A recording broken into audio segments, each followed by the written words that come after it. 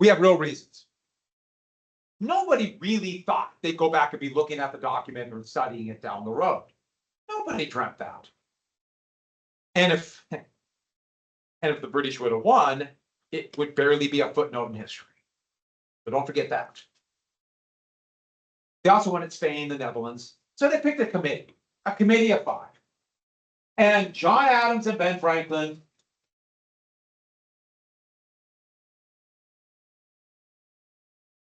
Adams, they were the leaders of it. They're the most obvious, the best known, already known for their writing. Adams had become famous for his writing, his ability to make deals. Adams was quite the pragmatic, practical politician, even though he was pretty flighty and hard to deal with sometimes. Franklin was already one of the most famous people in the world, let alone the United States. After the Revolutionary War, he'd probably be the most famous person in the world. For so many things, from Poor Richard's Almanac to his work on the Declaration of Independence, the Constitution, for walking around the streets of Paris naked. He's going to be known for a lot of different things. Yes, I'll tell you that story in a little bit. All right. And then 2 more very well known, Livingston and Sherman. Livingston would be real. If we had more time, we talk about Sherman or Livingston a little bit. Sherman will come back to it. He'll be the important architect of the US Constitution from Connecticut. I'm using the postal abbreviations. These would not be normalized until the 1970s. Massachusetts, Pennsylvania, New York, Connecticut. And who's the last one who, Thomas Jefferson, who, this was Adams' choice. Jefferson was really quiet. He was not going to the taverns at night after the debates on the floor of the new colonial capital we call Independence Hall today. The taverns, don't think of bars, think of a place to go eat. Yes, they have that. You get alcohol, but also a place to sleep. I should add, City Tavern in Philadelphia right now is one of the taverns where they would go to. So it's food, everything there. And it's still open. The National Park Service runs it. Despite all their cuts, they still do have a few things open. And all their cuts in the last 6 months. But they're open. You can go there and it's really cool. You get like traditional 18th century food. They embellish it a little bit for modern taste. I'm really glad I went there. It was packed though. If you go, be prepared to wait because it's great. It's right near Independence Hall. So they all met. The thing was, clearly, they're in charge. Jefferson was reluctant, but also Jefferson had written the Virginia Statute of Religious Freedom, which is still quoted today, and also the charter for the brand new University of Virginia, still the charter contract for the University of Virginia today. A very well-known philosopher, very well-read, well-educated, and quiet. Didn't want to go to the taverns.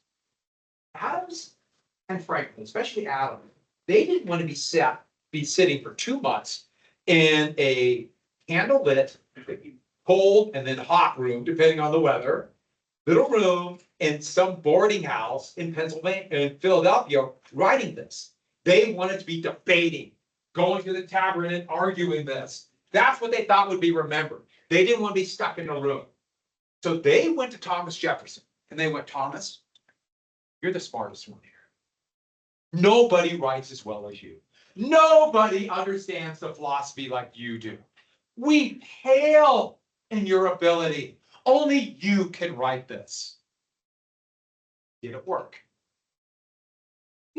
What did Jefferson think after he heard that? You're right, I am really smart. So Jefferson sat in a little room and wrote this. Well, they went out and did what they thought was important. So flattery works. It works. And were they sincere? A little bit. Just like when I tell you you're the best classican. I'm never, ever good. I'm done. I'm thinking you can be replaced. I'm done. In fact, I look at fourth period coming, I'm like, I can't take it because I just have this. Right? You believe that? You should. I would never have said that to my second period AP US history class, and I won't say it to my fourth or sixth. No way. Only you can. Take a bow. I pray to your friends about this. It works. But anyway, Jefferson sat there and he wrote. But let's get to a little bit of the philosophy. This is all the Enlightenment. So we mentioned the Enlightenment in the video, you read about it. And because of Newton, and for whatever reason I mentioned Newton twice, I guess I really was into Newton, even though that's Richard John Locke. Isaac Newton, his Principia Mathematica, laid out a mathematical formula for the universe. It blew people away. Planets and stars didn't fly off in all different directions. They were held together by this amazing thing called gravity. And it's proven mathematically. Not only is it proven mathematically, but it works time after time after time after time. In fact, for 99.99999% of the universe, it works all the time. It's absolutely remarkable. Now, let's be very clear about that 0.00001% of the universe is crazy. But the rest of it works absolutely perfectly. And if you could do a mathematical formula for this and be proven, it's just blew people's mind. By the way, I should add Newton gave credit to others. He said he stood on the shoulders of giants when he came up with this, like Kepler or Galileo or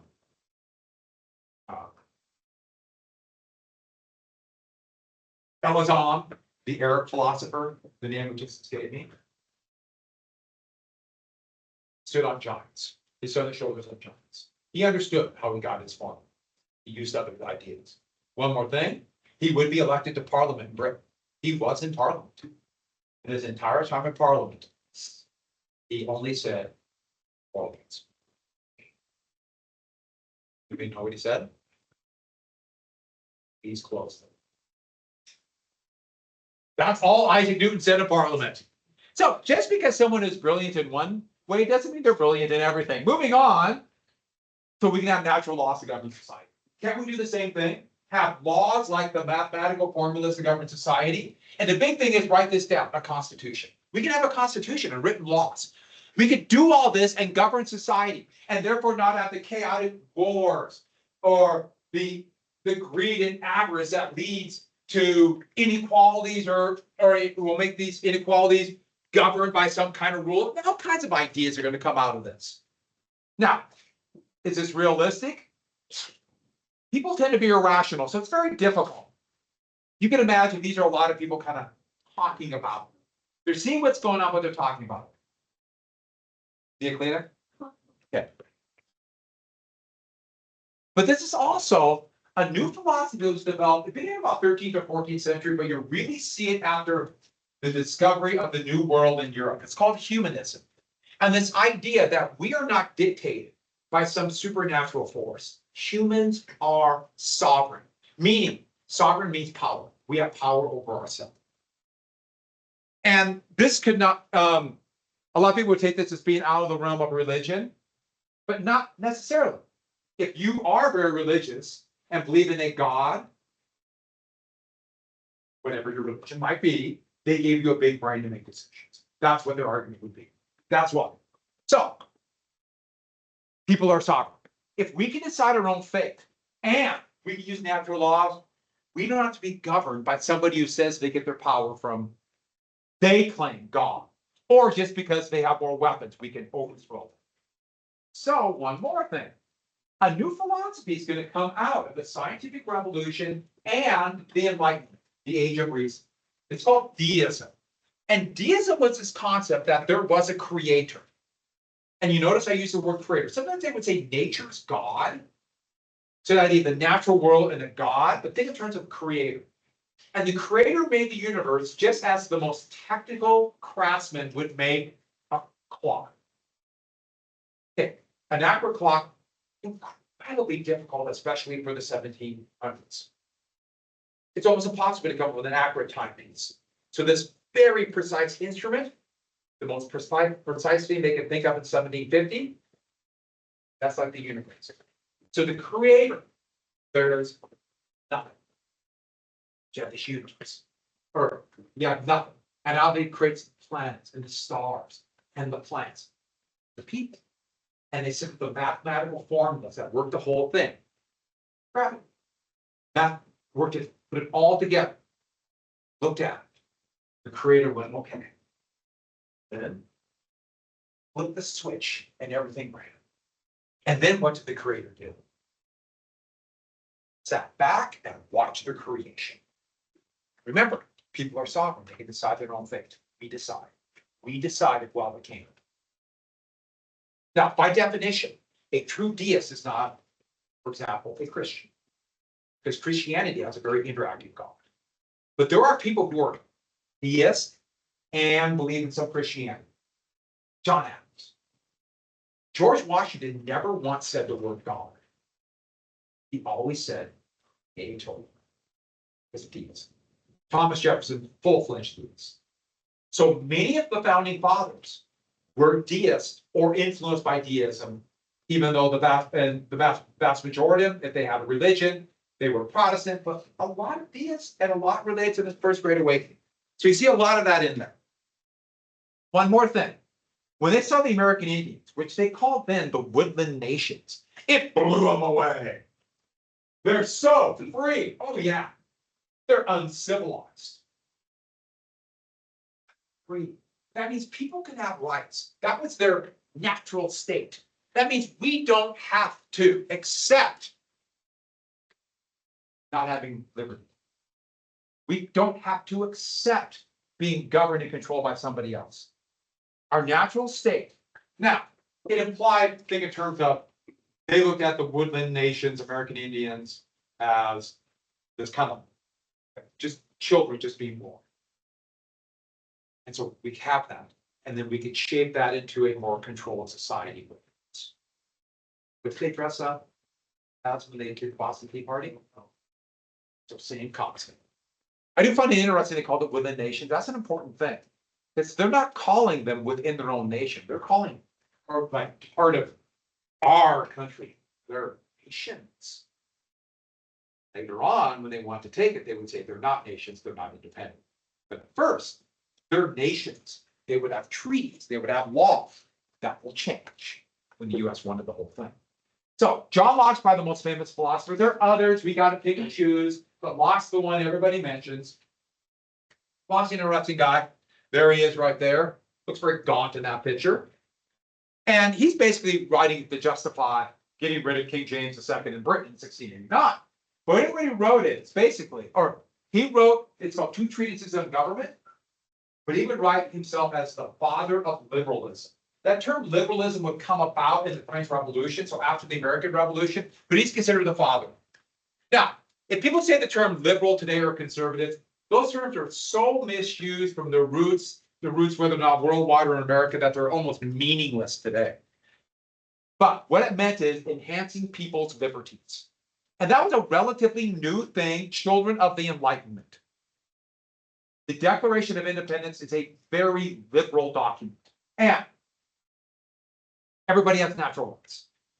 That's the only reason for government, natural rights. Life, liberty, property. Life, liberty, and property, those are the natural rights. What did Jefferson say? What are the rights that Jefferson says? Pretty close, isn't it? So, life, liberty, and property. I'll explain his idea of property in a second, because Jefferson agreed. And Locke is going to be used a lot. Locke's an interesting guy. Very much in the latest. You really can't be a true person unless you have property. To Locke. So he's not counting a lot of people. It's complex. So, there's a draft of the Declaration of Independence. The last time I was in the Library of Congress in Washington, D.C., they had a whole exhibition of all the drafts. And it was really cool. I've seen a couple of them, but they just had them in line. You could see, they're crossing things out and putting things in and all that stuff. It's really neat. And so Jefferson wrote it, and they all came back and started writing stuff in. So let's get to the philosophy, and this is the meat of the document. This is the important thing. This is the kind of thing that people around the world are going to quote. Right now, there's kind of a revolution in Nepal. I don't know if anyone's heard about that. And they're quoting the Declaration of Independence. As an American, the Declaration of Independence is something to be proud of. It's going to be worrisome in case we don't meet the standards of that, but it is something to be proud of. So, everyone look at the Declaration of Independence. Everyone just kind of read that verse. Oh, you'll notice something here. Not capitalized, capitalized. People read a lot into that. And there's things capitalized, things not capitalized. Have you noticed that? There's no dictionary or rule of grammar. It's just read. Yeah, right. We're still about 30 years away from a dictionary that people accept. Noah Webster. Webster's dictionary, yeah, there's a guy named Noah Webster. And yes, the English language is very weird, but I guess every language is can be confused. So you read that. You know, it said the course of events come next when in the course of human event. That's a pretty cool idea.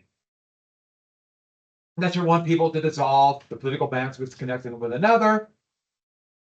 Hey, we have reasons to do this. But do you catch the video? We have to settle it. Very deist, very deist. That's deist. Obviously, you could, the document is amazing. We can adapt it to what we want to believe. But I'm just telling you their point of view. Creator did this, made this beautiful natural world. And now it's our duty. It's our duty to separate. It's our duty. Duty to make a nation based upon rights. Oh, I took it down already. So moving on. So that's the first part. We mean it. So let's get to the philosophy. Philosophy of the Declaration. Oh, not jumping there yet. By the way, this is the Declaration. A lot of people don't know that I have the original. Yeah. How do we know it's the original Declaration of Independence? How do you know? It's got the original 1776 lamination. Right? You know it's real. There's a guy on the street outside the National Archives. He said, that's not the real thing. This is. I bought it. $30. No. It's cool. And so you go to the National Archive and see the Declaration of Independence. It's fake. The original right here in now. Right here. And they were writing it so fast. There's actually a couple spots in it where they even put a little caret at a word. Because they're trying to get it done so fast. And they have when I was at the National Archives the last time, it had Declaration of Independence, the Constitution, and then they had the Emancipation Proclamation. And then a bunch of other documents. But those are the three one. Yeah. Has anyone been there? You have to wait in line, you look at documents, and then they go, I remember the Park Service employee, move! Move! That's about all the look you had. Then it goes down into a bomb shelter every night. And if you ask really nice, they'll let you take it out inside. You want to see the original? I don't know if you're worth. Oh yeah, the original poster putty that was holding it up here. See? Pretty cool, huh? Bet you weren't expecting to see that kind of thing today.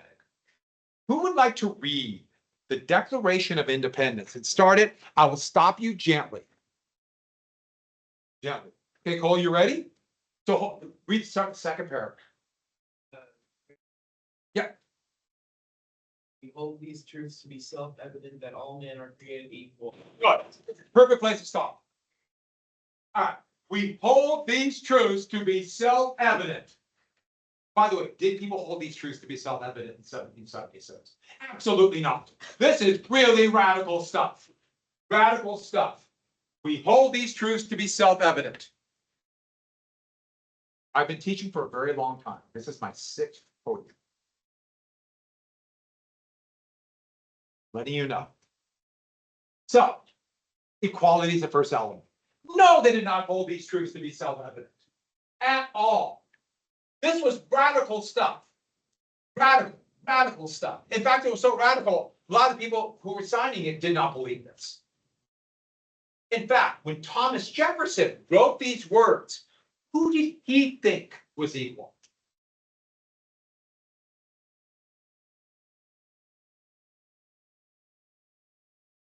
White.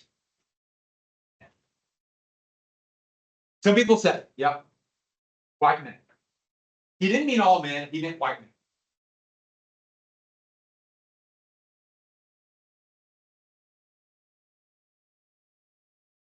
Didn't talk about gay rights.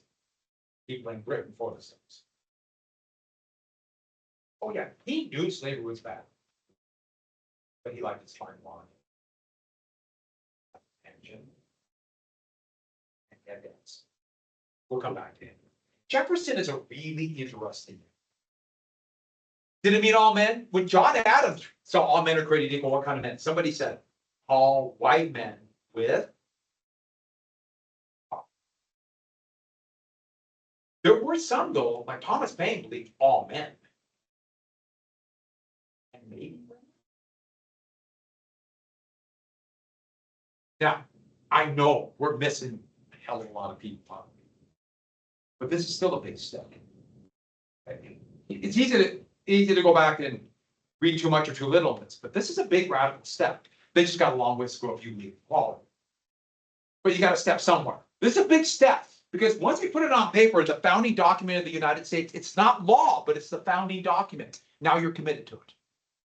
So when Abraham Lincoln, as the Civil War went on, and he would give the Gettysburg Address, he would say, a new birth of freedom, a country based upon equality, referring to this. That's what we're fighting.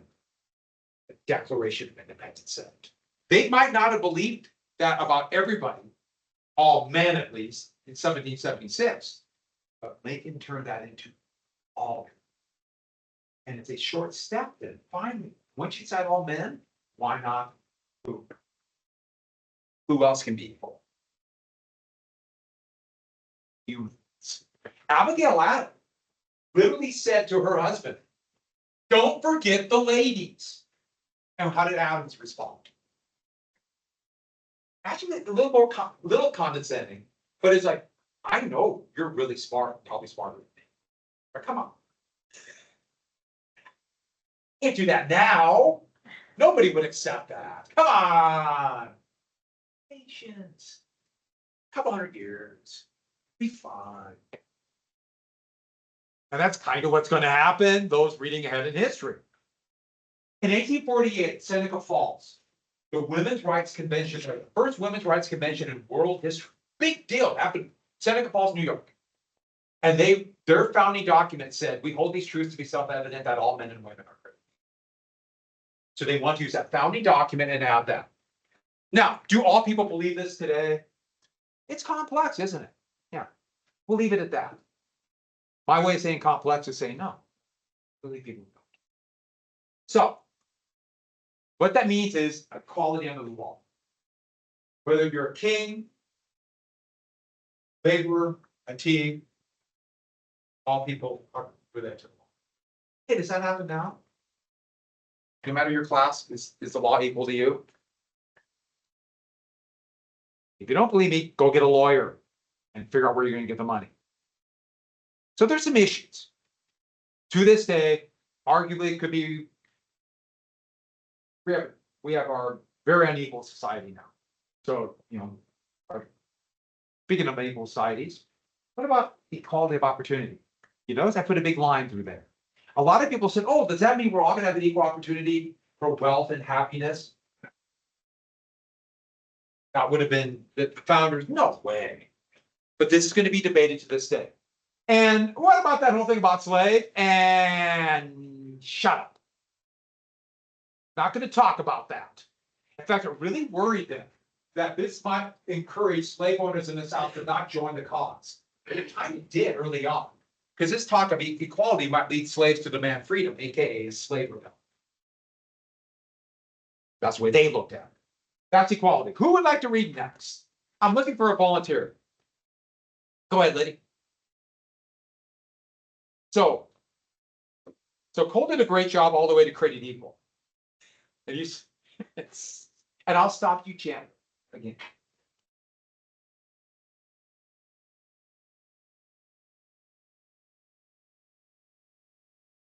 Very good. We are endowed by the Creator. Did you notice they used the word creator? Creator. Creator.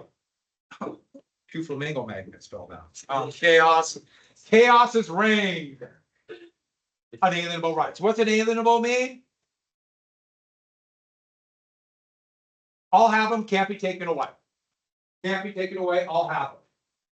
And they're not saying citizens, they're saying everybody. And this comes from John Locke. Francis Hutchinson was a kind of part of that Great Awakening in Britain. And he changed property to, when he was writing about Locke, to, I missed. Yeah. He changed it to pursuit of happiness, because property just seems like, greed. And what about people who don't have property? And what's life? Okay, we all think of living, but a lot of things live. Corn lives, wheat lives, a cow lives. Yeah.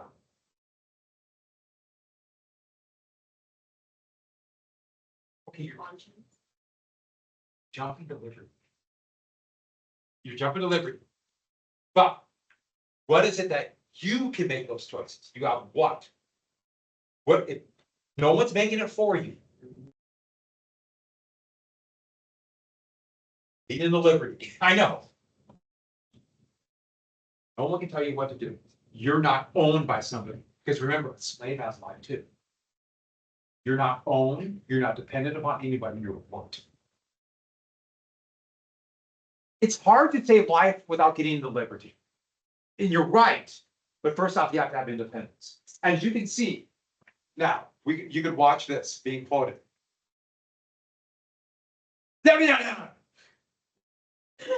Oh, somebody will quote that. And how do you get rid of this? And as long as you don't infringe on others, which is kind of complex. Here's Jefferson saying we have the right to be independent thinking people. By the way, I own 270 in slavery. You see the contradictions here. There's reasons America is the way it is. There's amazing things, there's things that are complex. And I look back and said, wow, very bad. Why? The contradictions all come out right here. It's important to understand that. Liberty. Now we get to it. What's the one word you think of when you think of liberty? Yeah, you ever think of freedom? Or you think of sexual liberty? Very good. Okay, I like that. But it's not just freedom. You can't do anything you want. You can't walk around the halls and knock freshmen out and steal their money. No, yeah, I guess you can do that. But why don't you? Huh? So you know it's wrong. It's your morality. It's not laws. We all weigh the option on laws. Laws do not keep you from doing something.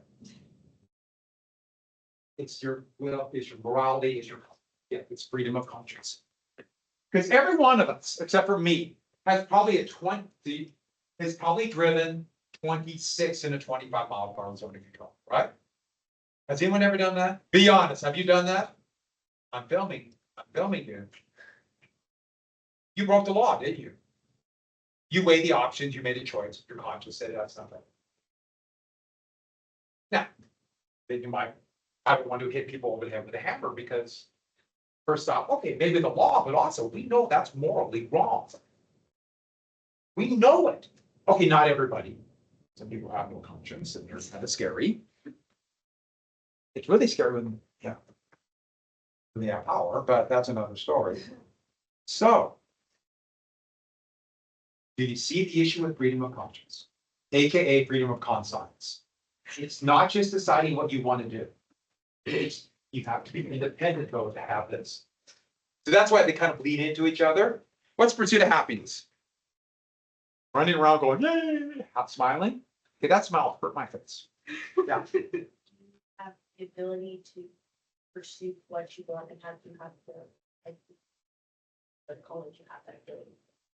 Very good. Yeah. Because our most valuable property is our head, our ability, our potential. In fact, you got the word right there. Very good. As far as your abilities contained, which kind of makes sense, doesn't it? We come about property, our most valuable property is our hands, our body, our labor, our mind. And if you don't have independence, you can't do that. If you don't have freedom of conscience, you can't do that. If you're worried about somebody taking away everything you have, you can't do that. If you make somebody mad and you lose your entire source of income, you don't have any of these three rights. That's why.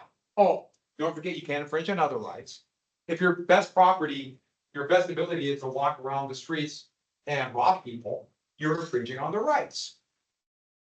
And lastly, that's why property is such a big deal. If your property can be taken away, if it's not safe, you don't have independence, you don't have freedom of conscience, you can't go as far as you do. But that's the whole thing about property.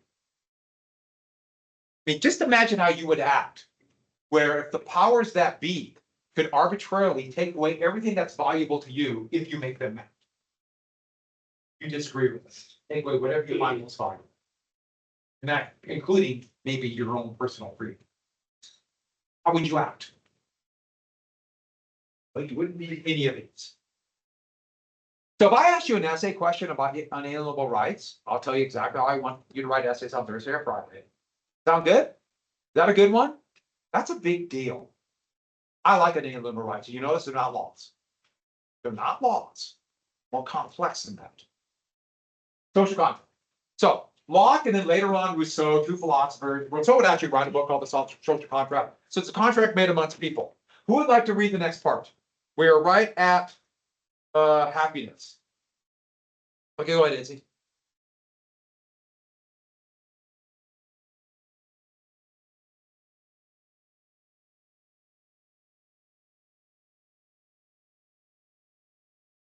Very good. I know, and it's very awkward to read this.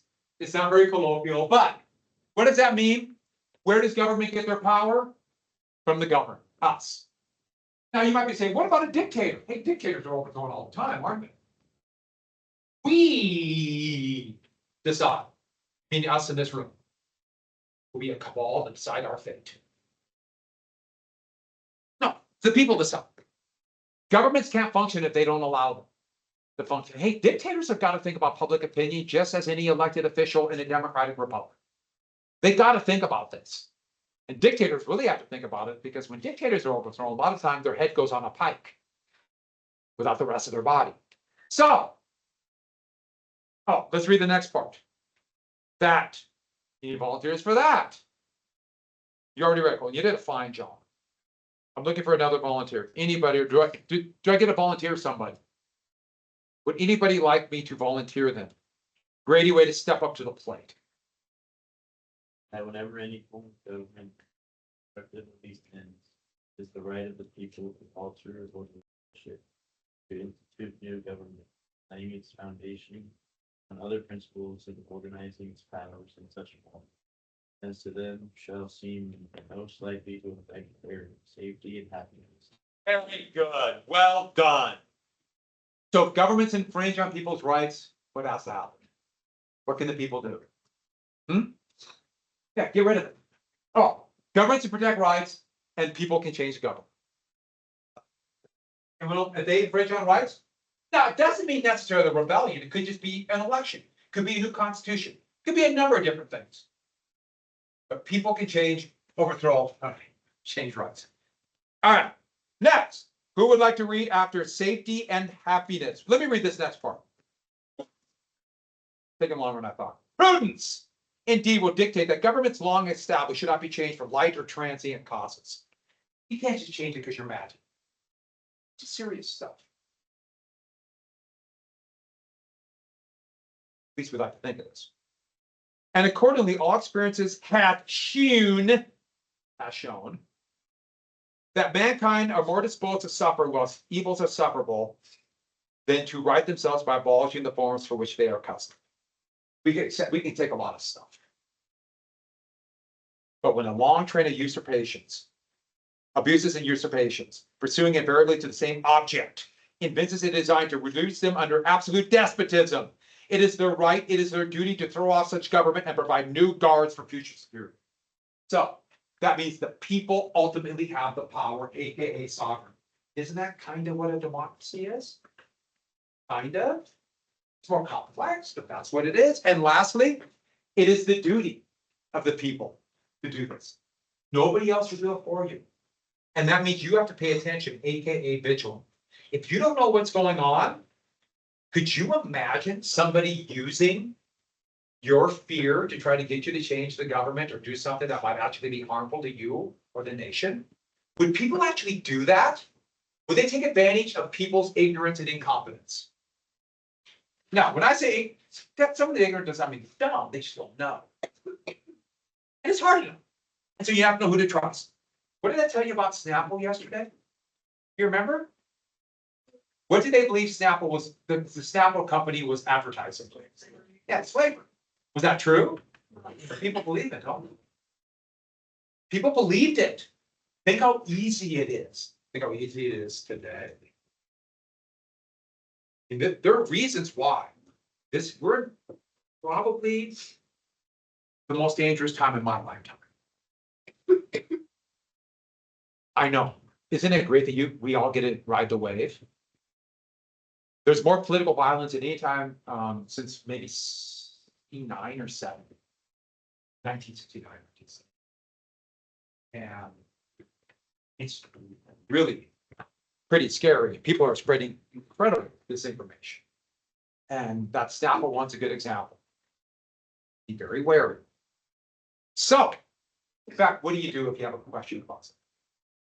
Come to me, I'll tell you something. Who believes me? We all do. Remember, you're my favorite. So, let's get on to the next part really quick. Grievances. Then he laid out all the ways that the king is taking away their rights. You notice it didn't say parliament. They said the king. Focus on a tyrant. Tyrants are much easier. You know, hey, let's get parliament. That's difficult. The king's a tyrant. So I knew King George was a tyrant when I was 5 years old. I know what you're thinking. Well, you were grown up at that time. I'm not quite that old. Civil War, we'll talk about. So, and also, this was demagoguery. They played on people's fears. Gee, doesn't that sound like virtually every politician today? Fear others coming into the country, fear outsiders, fear crime, fear all this stuff. You know, crime's dropping like a rock, and yet fear it. Crime is so much higher when I was your age. Murder rate's about half of what it was when I was your age. I know what you're saying. God, Mr. Parker, you must be a tough guy. But I grew up in the mean streets of Miles City. Let's just put it this way. You couldn't beat me. I'm actually not kidding about crime. Crime is so much lower. We're having record low crimes. Crime. They were just talking about Baltimore. They'd never seen crime so low since they've been keeping stats. Oh, don't get me wrong. If you're a victim of crime, crime's really high to you. I understand that. But the crime rate's really low. The point is, people play on those scripts. So, the agreements, they're all kinds of stuff. They blame the king for everything. Everything. Dissolved the Massachusetts legislature. Obstructed justice. Quartering troops, keeping troops amongst us. We already talked about that. Let's get to cutting off trade, tariffs, taxes, etc., things like that. They even blame excited domestic insurrections amongst us. An endeavor to bring on the inhabitants of the frontiers of merciless Indian savages. Look what how they write that. Whose known rule of warfare is undistinguished destruction of all ages, sexes, and conditions. So they're blaming American Indians along the frontier for fighting for their land. They're blaming that on the British. Not on the colonists taking their land, but they're blaming it on the British. What else did Jefferson try to blame on the British? Slavery. That's when the other four men went, no, and crossed it out. We'll get no southern states if you blame Britain. Because that's implying they should be free. By the way, Jefferson didn't want to get rid of his slaves. But he knew slavery was bad. Okay, so. And so, what was created? It goes on and it creates this. Yay, we got it. No. We therefore representatives of the United States of America.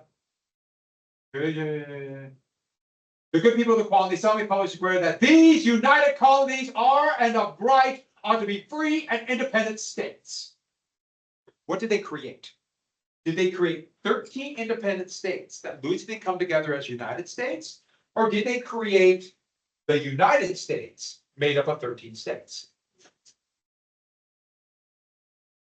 But there may be a little controversy about that. Is it the states or the United States? Which has power, which has sovereignty? I've had a little war about that.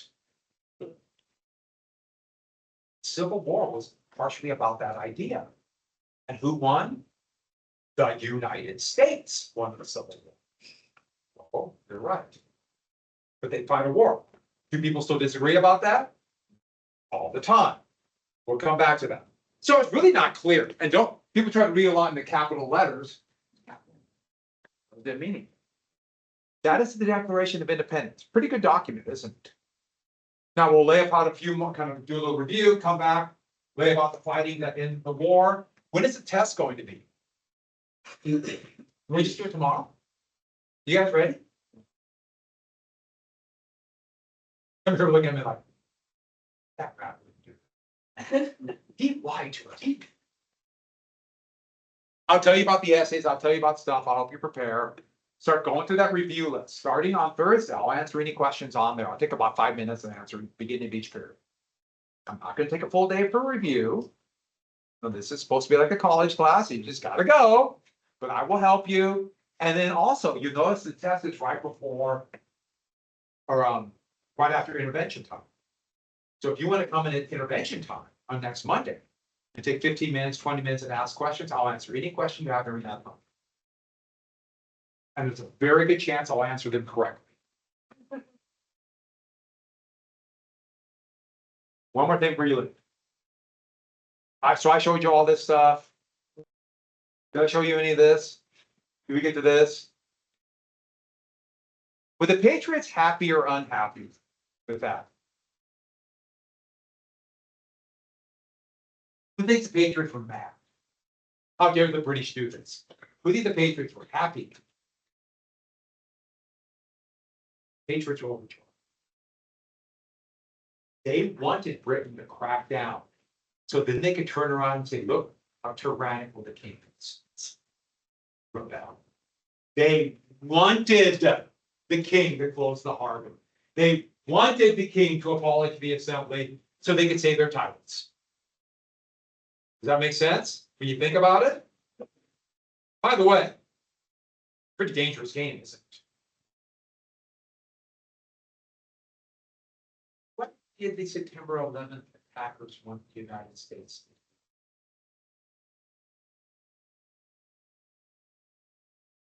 They wanted the US to lash out in the Middle East so they could prove that the United States were actually tyrants.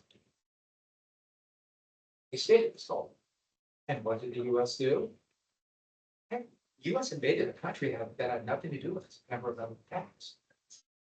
The United States invaded Iraq. Killed hundreds of thousands of people. Nothing to do with the attack. Why? We're mad and want a revenge. British were mad. If you live through it, you understand why people were mad, but you got to know what, you got to understand what they're thinking. And on that happy note, would you like some homework? 201 to 225 for Thursday. I'll tell you what, let's make it Friday. So the quiz will be on Friday. 221 to 225. In all your books. You know why we're not gonna do it on Thursday? I just remembered we're getting the review book. Remember I told you I have a really good AP US history exam review book? I'll give it to you, so you just take it home. Might be a couple things here and there we do on it, but don't, not so near the test. Hey, who has signed in? Raise your hand if you signed into the college portal. Raise your hand. We have ways to deal with people like you too. And then Declaration of Independence. America, yeah. Yeah. What are the fees? 221 to 1225. I'm sorry, 201 to 1225. 201 to 225. Thank you, everybody. Well done today. Declaration of Independence.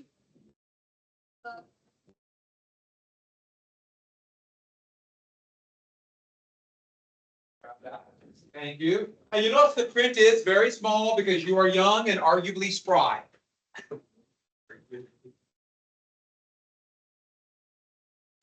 Goodbye, everybody. Right when you find work. Hang by your thumb. Is that a gift for me? Yeah. And I took back what I gave you. Name, rank, serial number. Could you redo it in crayon? See you tomorrow. Thank you. Goodbye, everybody. Clear out, people. I have work to do. I gotta do a fourth period now. Oh, Oh, good. You just got to see if you also follow your favorite. boy, you don't trust me? I do not. After I opened up? Do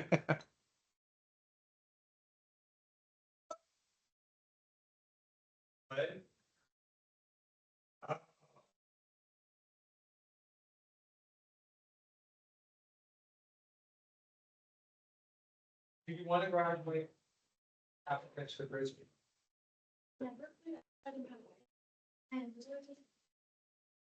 Oh, you handed back very polite.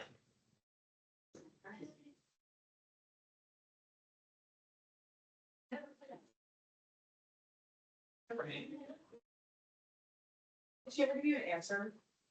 Okay, so It is not raining. you're outside, if, like, here's the net, here's the 10-foot line, okay, so you're outside over here, they're blocking over here. You split between the 10-foot line and the net, so the 5-foot net, right? And then you come in just off of where the middle would be, basically, in the middle standing there, so you'll be, yeah, to cover tips and stuff. But if they're pulled, like, if they're going like far across and they're way off the outside of that, and you kind of take another step back to the 10-foot line, or you're still not on a 10-foot line, if that makes sense. So, yes. Something I would say. Yeah,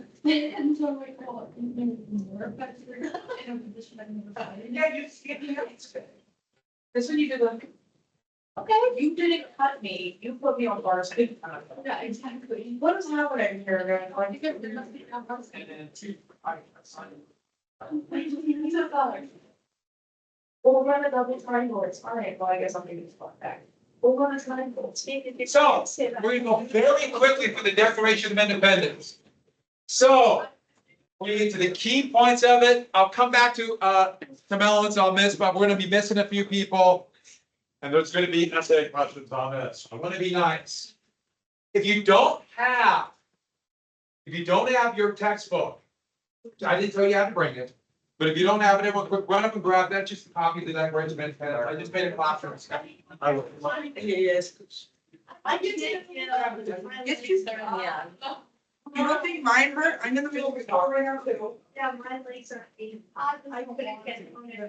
Everyone, try to move. One time.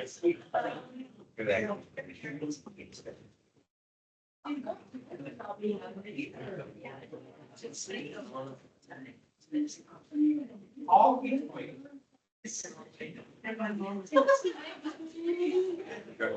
Thank you very much.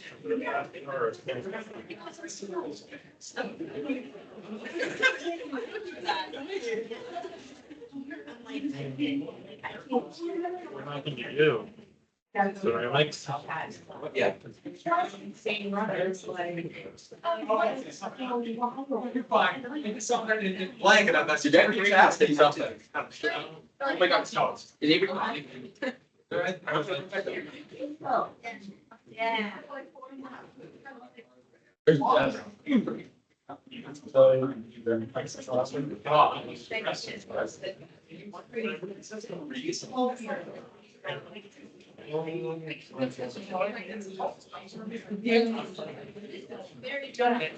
thing which would bother me. If you don't have the Declaration of Independence, if you don't have it, Made me. everyone grab one.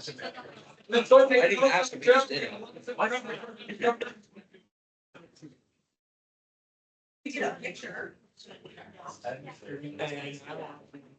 We're gonna jump ahead right to the philosophy of the Declaration of Independence.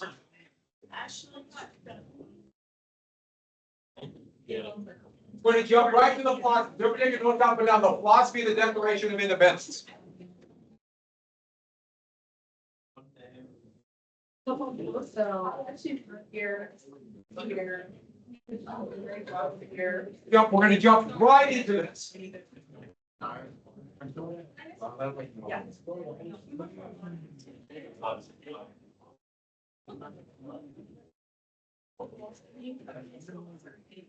Are we gonna talk about like the actual war after? We're gonna talk about the war before. So I'm gonna really start going into detail tomorrow. I'll tell you about Bunker Hill, Okay. and then I'll kind of, the video covered New York, but then I'll tell you about Trenton, Saratoga. That's Saratoga, really.